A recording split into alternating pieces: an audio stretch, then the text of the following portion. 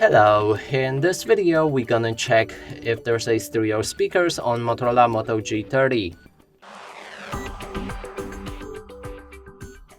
To do this, we'll need to find all of the speakers on this device, first one being on the bottom right here, another one is located on top of the screen right here, and that's the phone call speaker.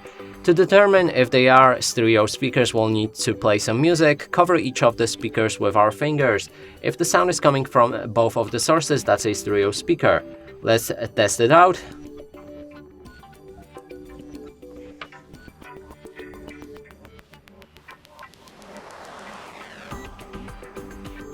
And clearly sound is coming only from a bottom speaker, which confirms that this device doesn't have the stereo speakers. And that's it for this video. Hope you like it. Please consider subscribing to our channel, leave a like and a comment below.